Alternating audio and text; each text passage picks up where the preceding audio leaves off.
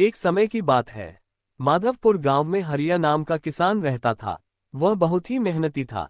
2 सालों से बारिश न होने के कारण हरिया बहुत परेशान था। अनाज का एक दाना खेत में नहीं उगा था। हरिया की पत्नी भी परेशान थी, सारी जमा पूंजी खत्म हो चुकी थी। तभी हरिया की पत्नी ने बोला, अजी सुनते हो, धान भी खत्म होने पर आया है। खेत के भरोसे कब तक बैठोगे? बाहर जाकर कोई मेहनत मजदूरी कर लो। अरे दुलारी की माँ, इस गांव में कोई काम भी नहीं है। काम ढूंढने के लिए तो मुझे शहर जाना पड़ेगा। तो फिर शहर ही चले जाओ, कब तक कर्ज ले लेकर खाते रहेंगे? अब तो कर्जदार भी घर आने लगे हैं। ठीक है, फिर मैं आज ही शहर जाता हूँ, जो भी काम मिलेगा वह कर लूंगा। प्रिया शहर के लिए चला जाता है। वह दिन भर भटकता रहता है, काम मांगता है, लेकिन उसको कोई काम नहीं मिलता है। हरिया मायूस होकर एक पेड़ के नीचे बैठ जाता है और अपनी लाचारी पर रोने लगता है। थकान और रोने से कब उसकी आंख लग गई पता ही नहीं चला। जब वह उठा तो उसके गले में एक माला थी। माला देखकर हरिया बोला, मेरे गले में यह माला कहाँ से आए? शायद कोई बच्चा डाल गया होगा। हे भगवान, अब कितनी परीक्षा और लेगा? मेरे बच्चे मेरा इंतजार कर रहे हैं कि मैं कुछ कमा कर लाऊंगा, लेकिन यहाँ शहर में तो कोई काम ही नहीं मिल रहा है। भूख प्यास भी लगने लगी है, चलो कहीं चलकर पानी ही पी लेता हूँ। थोड़ी दूर चलने पर हरिया को एक कुआं मिल जाता है, लेकिन वह कुआं भी सूखा था। ये देखकर वह और ज्यादा उदास हो जाता है और भगवान से शिकायत करने लगता है, काश इस कुएं में पानी होता, कम से कम अपनी प्यास तो बुझा लेता।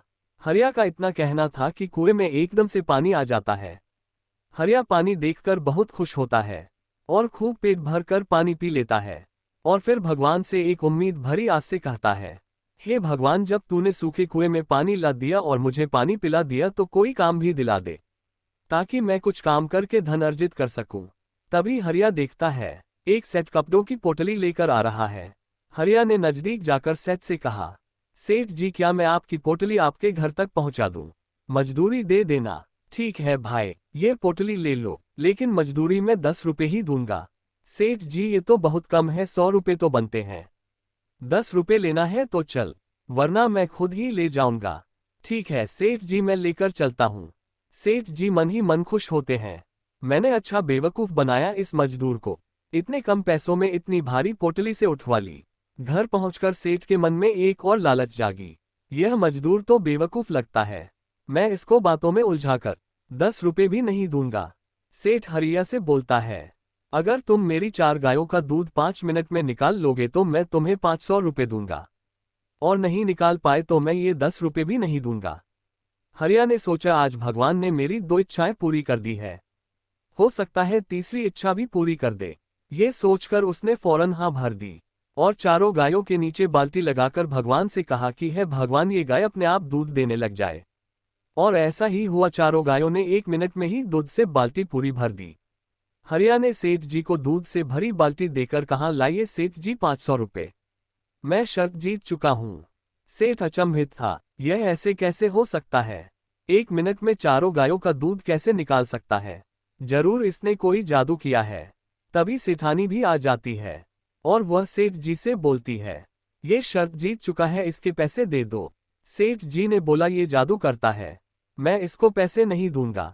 तभी हरिया ने बोला, ठीक है सेठ जी, जैसे आपको मेरा काम दिखाई नहीं देता, वैसे आपको इस दुनिया में कुछ भी चीज दिखाई ना दे।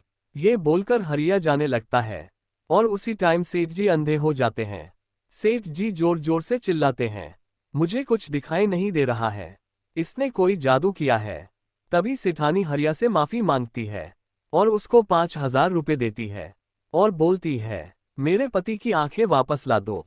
हरिया भगवान से फिर प्रार्थना करता है, हे भगवान, इस सेठ जी की आंखें वापस आ जाए और उनकी सद्बुद्धि भी आ जाए, ताकि किसी की मेहनत की कमाई ये खा ना सके।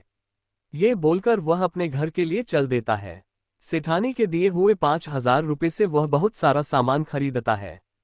एक बार फिर भगवान से प्रार्थना करता है, हे भगवान, इतना सारा सामान मैं उठाकर कैसे ले जाऊंगा?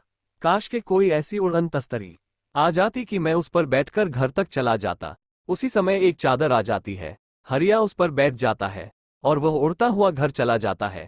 घर पहुंचकर वह अपनी माला फेंक देता है, फिर अपनी पत्नी को सारी बात बताता है। हरिया की पत्नी ने बोला, तो भगवान से आज बहुत सारा पैसा मांग लो, ताकि हमें कभी कमाने की जरूरत ना पड़े। हरिया फिर बोलता है कि हे भगवान, हमें बहुत सारा पैसा दे दो, लेकिन अब कुछ नहीं होता है। हरिया को पता नहीं था कि इस चमत्कारी माला से उसके सारे काम हो रहे थे। हरिया को याद आता है कि उसको किसी ने माला पहनाई थी। वो माला तो उसने घर के बाहर ही फेंक दी, शायद वो जादुई माला थी, उसी से मेरे काम बन रहे थे। हरिया तुरंत बाहर देखने जाता है, वहां माला नहीं थी। अब पछताए होत क्या, जब चिड़िया चुग गई खेत।